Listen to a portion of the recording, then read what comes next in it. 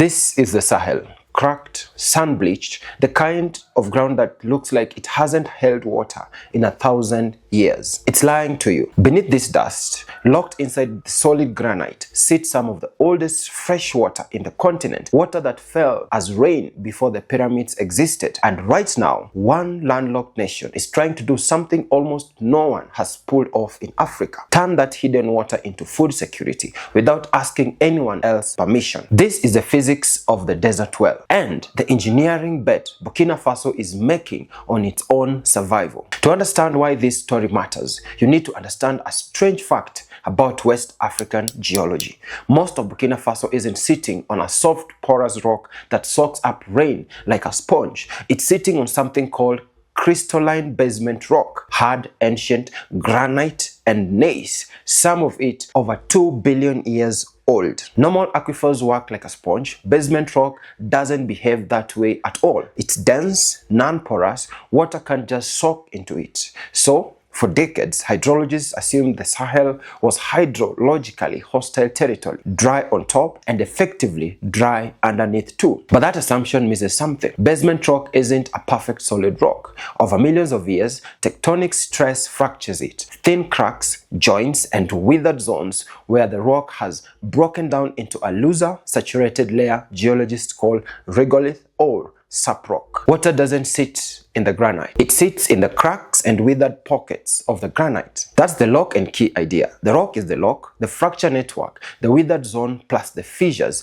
running through the solid rock beneath it is the key. Find the key and you can unlock water that's been sitting there since long before Ouagadougou existed. For a long time, finding that key was mostly guesswork. Villagers and drillers relied on lineaments, visible cracks and fault lines you can spot from aerial photos or satellite images, on the theory that a crack on the surface probably means a crack running deep underground. Here's the twist that modern research has actually revealed. That assumption is shakier than everyone thought. A major 2025 study analyzed more than 2,300 boreholes across Burkina Faso found something surprising. The presence of a visible surface lineament showed almost no correlation with whether a borehole actually hit productive water. What mattered far more was something less dramatic but far more physical: the thickness of the withered layer sitting on top of the bedrock. Thicker withered zones, more productive boreholes, regardless of whether there was a pretty crack line on the satellite photo. That single finding quietly rewired how borehole sitting works here. Instead of chasing surface crack, drilling teams increasingly rely on geophysical surveys,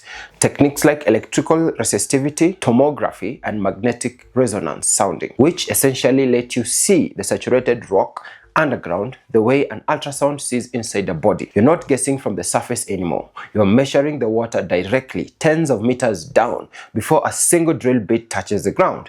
And the urgency behind getting this right has never been higher. Burkina Faso sits on one of the fastest warming regions on Earth. Rainfall has become erratic.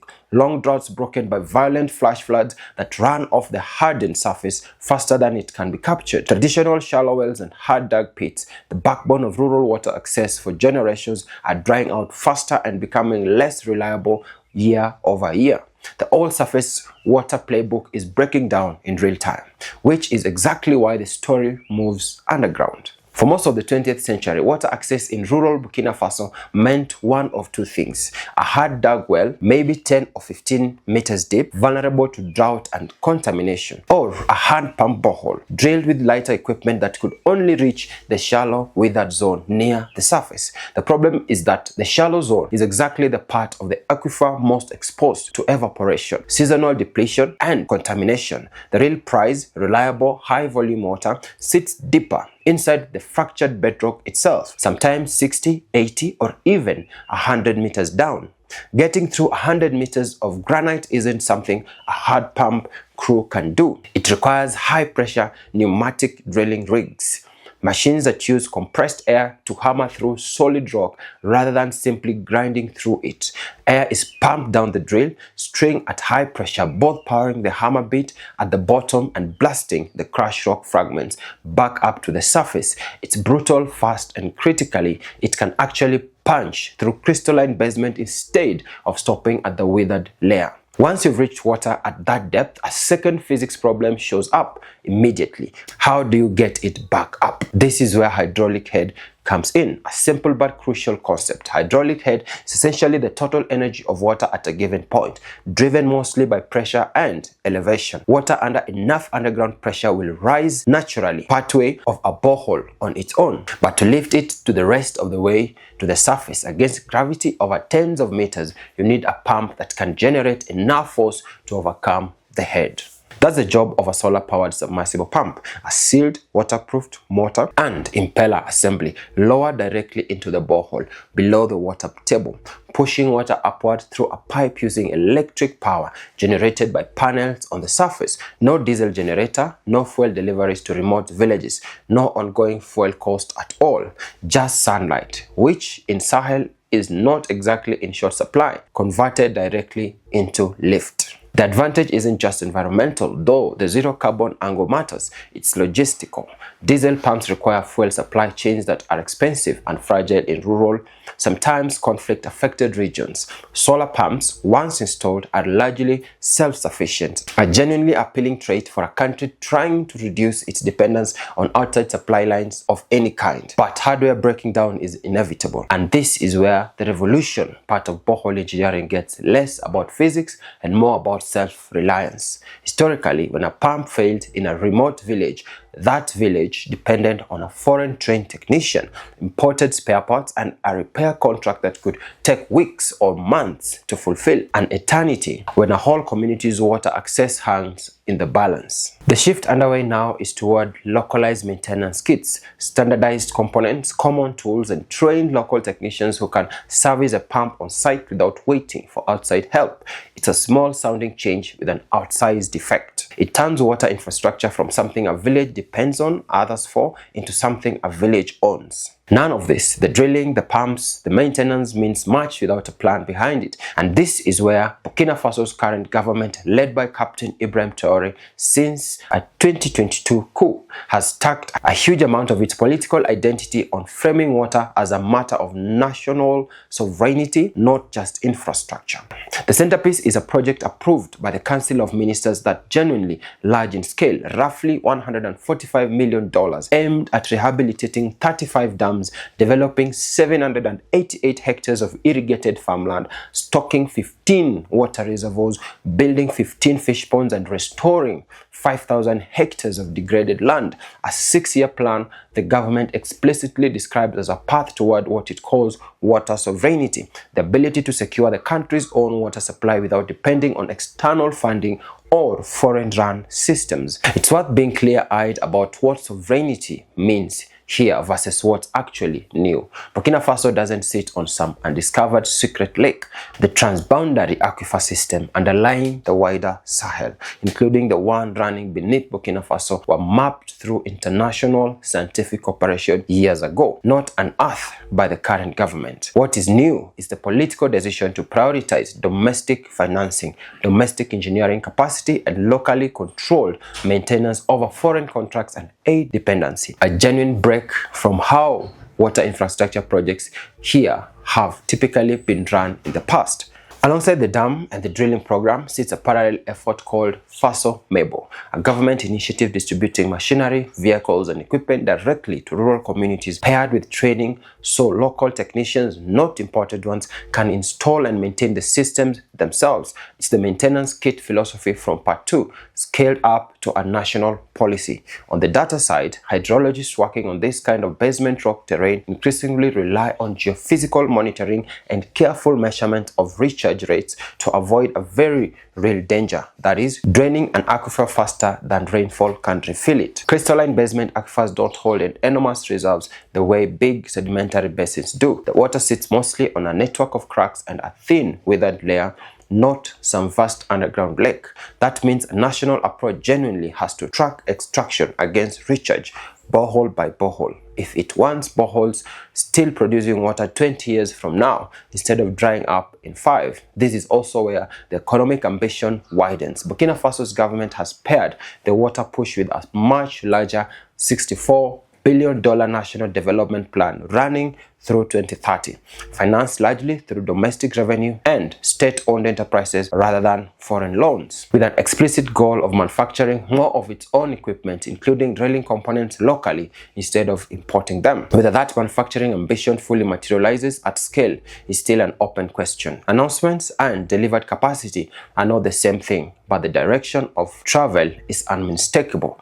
Build the tools at home, not just the wells. So what does all this engineering actually produce on the ground in a farmer's field? The theory is straightforward. A borehole that reaches the deep fractured aquifer produces water year-round, dependent on whether it rained last week. Connect that borehole to a drip irrigation system, a network of low-pressure tubes that deliver water directly to plant roots drop by drop instead of flooding a whole field, and you get something the Sahel rarely has: consistency. Drip irrigation is dramatically more water efficient than flood irrigation because almost none of the water is lost to evaporation or runoff before it reaches the plant. Paired with a steady underground water source, it opens the door to something that used to be seasonally impossible here: cultivating in the dry seasons. Vegetable, market garden crops, even higher value cash crops that would have simply died in the 6 to 8 month gap between rainy season can now, in principle, be grown continuously. The government's own figures for the water mega project point in that direction. Hundreds of hectares of irrigated land under development aimed squarely at enabling that kind of year-round cultivation rather than the traditional single rainy season harvest. The declared results at the national level have been bold. Traore's government announced that Burkina Faso reached full self-sufficiency in 2025, attributing it to a mix of expanded cultivation, mechanization, improved seeds, and direct state support to farmers, alongside an agro-pastoral and fisheries offensive launched in the initiative earlier years. It's a striking claim for a country that has historically leaned on food aid and imports, especially given ongoing security challenges in parts of the country. Independent, granular verification of a national self-sufficiency claim is genuinely difficult. These are the government's own figures, and outside agencies haven't fully audited them at this scale. But the direction, a serious, well-funded push to reduce reliance on imported grain, is real and measurable in the scale of investment alone. If the irrigation and borehole expansion continues at pace, the logical next effects are lower volatility in local food prices, since a bad rainy season stops being an automatic bad harvest, and a measurable drop in how much grain the country needs to import or receive as aid. Those are the metrics worth watching in the years ahead, not just the headline announcements. Burkina Faso is not alone in sitting on crystalline basement rock. This geology had ancient fractured underlines huge stretches of the Sahel and much of landlocked West Africa, Mali, Niger, parts of Chad, Guinea, Cote d'Ivoire. Millions of people across the region live on top of same lock and key hydrology, facing the same droughts, the same fragile rainfall, the same historical dependence on shallow wells that fail exactly when they're needed most, which means the approach being tested here: geophysical sitting instead of surface guesswork, deep pneumatic drilling instead of shallow hand pumps, solar lift instead of diesel, local maintenance instead of foreign contracts, all wrapped inside domestically financed national plan. Isn't just a Burkina Faso story, it's a potential template, not because the water is unique to this country, but because the engineering and governance model for reaching it responsibly could be replicated almost anywhere with similar rock beneath the soil. There's a bigger idea sitting underneath all of this, and it's worth sitting with for a second. For decades, water scarcity in the Sahel was treated as a fact of nature, an unfortunate accident of geography that some countries just have to live with. What this project argues, whether or not every part of it is fully succeeds, is that a huge amount of that scarcity was never really about how much water existed underground. It was about whether anyone had the tools, the financing, the political will to reach it, measure it, and manage it responsibly. That reframe from scarcity as a fate to scarcity as an engineering and governance problem is the real master plan here. The physics of a fracture zone 100 meters underground doesn't care about politics, but who gets to reach that water, on whose terms, and how carefully it's managed once it's flowing. That part is entirely a human decision. So the next time someone tells you a piece of land is simply too dry to sustain itself, ask, what's underneath it and ask who's actually looked.